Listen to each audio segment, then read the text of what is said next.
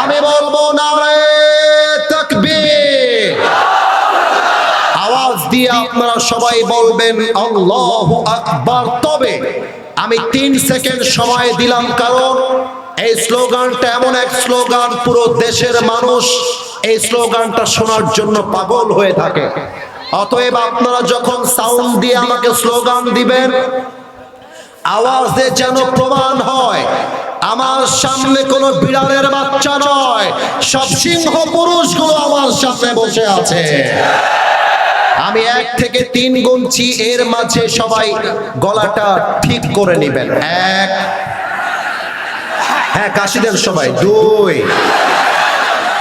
3, নারে তাকবীর। হে দিল্লি না ঢাকা, হে গোলামি না আজাদি, আপোষ না সংগ্রাম, এই ক্ষমতা না জনতা, ইনকিলাব ইনকিলাব, জিন্দাবাদ জিন্দাবাদ। আমার ভাই কবরে, এখনই কেন বাহিরে, দিয়েছি তো রক্ত,